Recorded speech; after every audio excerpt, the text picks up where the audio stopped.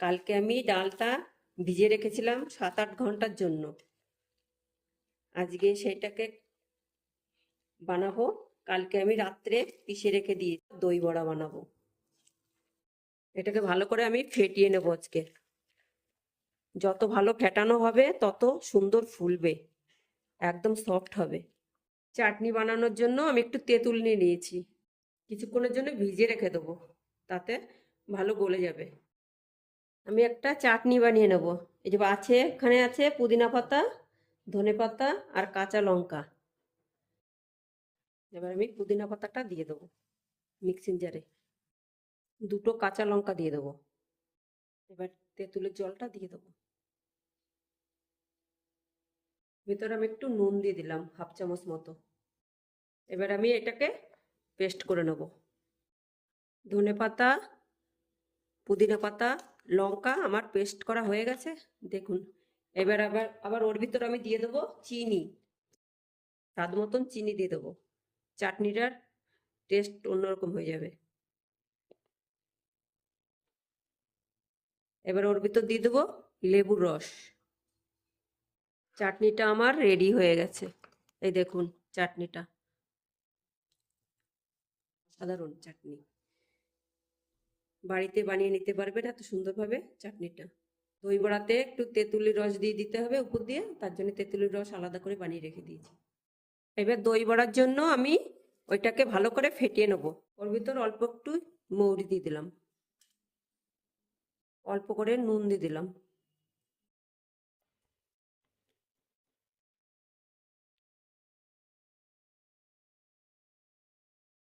হয়ে গেছে আমার ফেটানো।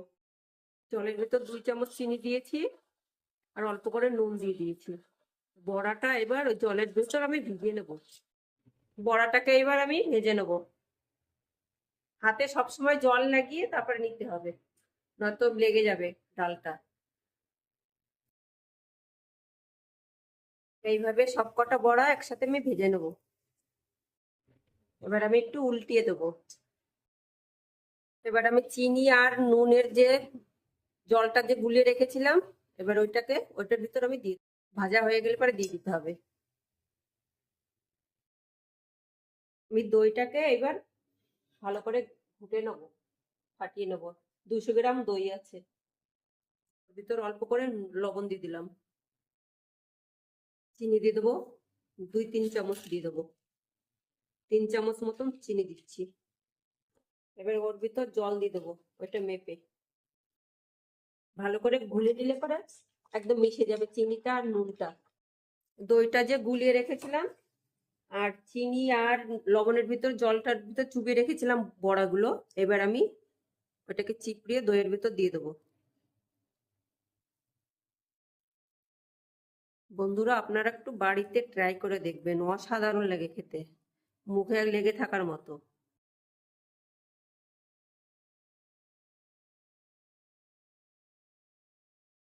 দেখুন বন্ধুরা, আমি এই যে দই বড়া বানিয়ে রেখেছিলাম, দইয়ের ভিতর ডুবিয়ে রেখেছিলাম, কত সুন্দর হয়েছে দেখুন।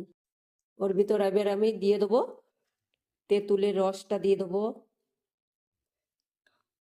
চাটনিটা দিয়ে দেবো, তারপরে পরিবেশন করব। এবার আমি ওপর দিয়ে ছড়িয়ে দেবো চাটনিটা।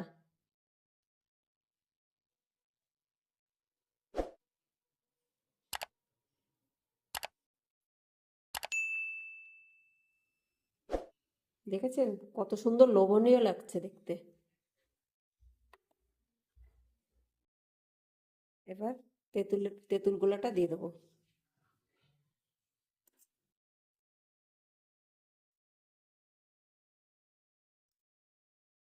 আপনারা চাইলে সস দিয়েও খেতে পারেন। ওর ভিতর এবার ভুজিয়ে ছড়িয়ে দেবো।